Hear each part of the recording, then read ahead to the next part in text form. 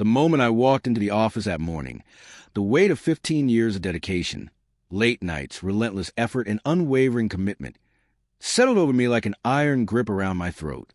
The usual hum of conversation and ringing phones was conspicuously absent. A heavy silence cloaked the entire floor, thick and suffocating, as if the air itself was bracing for an inevitable storm. Mr. Whitmore, my boss, barely met my gaze, and then the expected words came. "Amelia, can I see you for a moment?" I had anticipated this long before they made their move.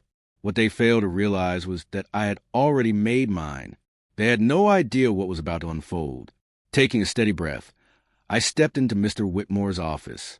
The once warm beige walls now felt constricting, the awards and framed certificates adorning them serving as cruel reminders of my contributions, many of which had been instrumental in the company's success. The irony wasn't lost on me. He gestured toward the chair across from his desk. I sat down, smoothing the fabric of my skirt, my expression carefully composed despite the storm raging inside me. Clearing his throat, he began. "Amelia, first and foremost, I want to express our appreciation for your dedication to the company." The standard preamble before the inevitable blow. I merely nodded, offering no reaction. I had played out this moment in my head more times than I could count. We've been reassessing our operational strategy, and, unfortunately, some difficult decisions had to be made. Given recent shifts, we have decided to move in a different direction. Your role has been reevaluated. I tilted my head slightly. "You're firing me." His lips pressed into a thin line. "It's not personal, Amelia. This is part of a restructuring initiative." I raised a hand, cut him off mid-sentence. "Let's not waste time pretending. I saw this coming weeks ago." His brows knit together in surprise, but before he could respond, I pressed on. The changes in leadership, the meetings I was suddenly excluded from, the reassigned projects, the vague performance reviews, I noticed everything. You and the others might have thought you were pulling one over on me, but I'm always prepared. A flicker of unease crossed his face, the first crack in his practiced demeanor. "Amelia, I leaned forward, lacing my fingers together. "Before you continue, let me make one thing clear. I didn't just sit back and wait for this. You may think you're cutting me loose, but I've already ensured that I will land on my feet." His fingers drummed lightly against the polished mahogany desk, his confidence visibly faltering. "What exactly are you saying?" I smiled a slow, knowing smile. "Let's just say you and this company are in for quite a surprise." He swallowed. The certainty he had walked in was beginning to erode, and that was precisely what I wanted. Shifting in his chair, he suddenly looked uncomfortable, his fingers tapping restlessly. The authority he had exuded just moments ago was slipping, and I savored the subtle panic in his eyes. "Amelia," he said cautiously, his voice now measured. "If you have something to say, I suggest you do so now." I exhaled slowly, leaning back in my chair as I crossed one leg over the other. 15 years, I murmured, my tone calm and deliberate. I gave 15 years of my time, my ideas, my loyalty, building this company from the ground up, and in return, I get a carefully packaged dismissal speech disguised as a strategic decision. Tilting my head, I added, "It's insulting, really." Mr. Whitmore opened his mouth to respond, but I didn't give him the chance. So I planned ahead. My voice remained steady. "While you and the board were busy maneuvering me out, I was making my own arrangements. Did you honestly think I would just walk away and accept this?" His eyes darkened as suspicion settled in. "What exactly are you implying?" Reaching into my bag, I retrieved a neatly arranged folder and placed it on his desk with deliberate precision. "This," I said smoothly, my voice unwavering. He hesitated before picking it up, flipping through the pages. With each passing second, the color drained from his face, his grip tightening as he absorbed the contents.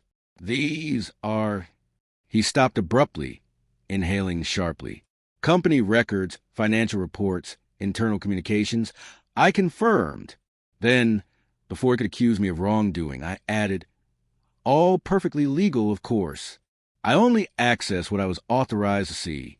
But what I uncovered—" I leaned in slightly, lowering my voice. "Well, Let's just say it's rather incriminating. His expression hardened as he snapped the folder shut. This is confidential information. And yet, it's riddled with inconsistencies. I countered smoothly. Misallocated funds, exaggerated profit margins, questionable partnerships. I continued, watching as his jaw tightened. You have no idea what you're getting yourself into. A slow, knowing smile curled at my lips. Oh, but I do. I met his stare, unwavering. While you were plotting my downfall, I was ensuring that if I went down, I wouldn't be the only one. For the first time since I had walked into his office, Mr. Whitmore looked genuinely unsettled. The confidence he had wielded so effortlessly was now slipping away, replaced by something dangerously close to fear. I rose to my feet, adjusted my blouse as I prepared to deliver my final move. You have a choice, I said, my voice steady, unwavering. Either you compensate me fairly for my departure, severance, full benefits, and an impeccable letter of recommendation, or this information reaches the right people. I let the weight of my words settle before continuing. The authorities, the media, your investors. His fingers clench around the folder, knuckles turning white. You're blackmailing me. I smiled. I prefer to call it leverage. Silence stretched between us, thick and suffocating. Finally, he exhaled, running a hand through his graying hair. Give me some time. I nodded. You have 24 hours.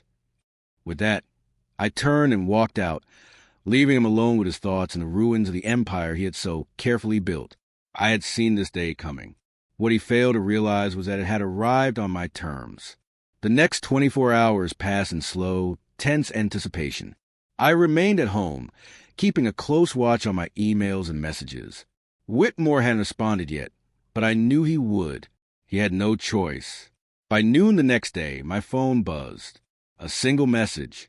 Whitmore, meet me in my office. We need to talk. A smirk played at my lips. I had him exactly where I wanted. When I arrived, his office was eerily quiet, the blinds drawn, casting jagged shadows across the desk. He looked worse than the day before, his tie loosened, beads of sweat forming along his forehead. Without waiting for an invitation, I took a seat. I assume you have an answer for me. His fingers drummed against the desk before he finally exhaled, sharp and resigned. You win. The words tasted bitter in his mouth. I could see it in his eyes.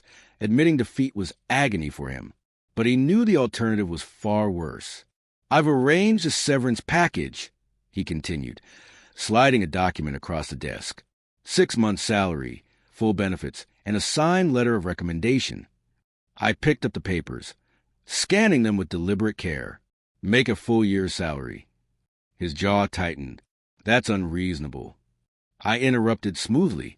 Considering how much money has been funneled into creative accounting, I'd say it's more than fair. I met his gaze, unflinching. 1 year or I make a few phone calls. A muscle in his cheek twitched, his frustration barely contained.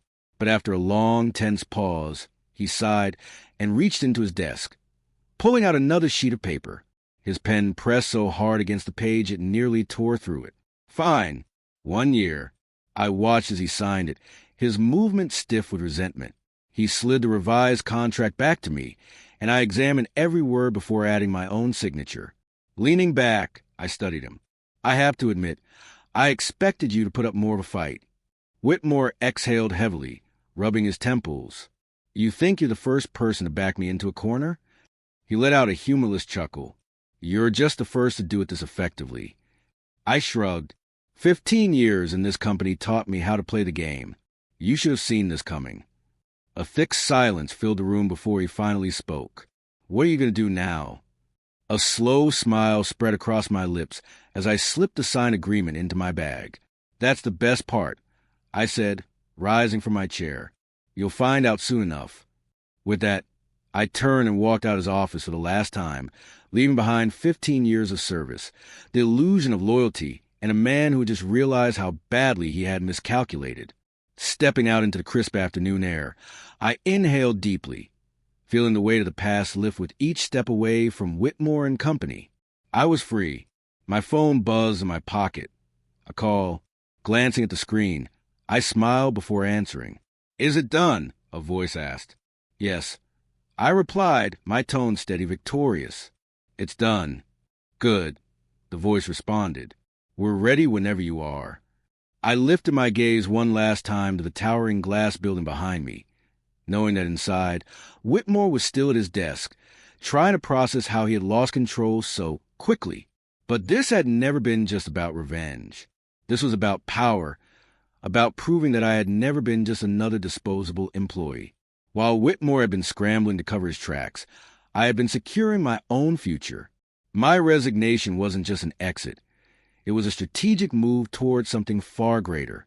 For the past 6 months, I had been quietly assembling a team, securing investors, and laying the foundation for my own consulting firm. And the best part? Some of Whitmore's most valuable clients were already prepared to follow me. They had trusted me for years, and now they were ready to put that trust where it truly belonged. Hailing a cab, I allowed myself one final glance at the past. Then I let it go. The game had changed. And this time, I was the one calling the shots.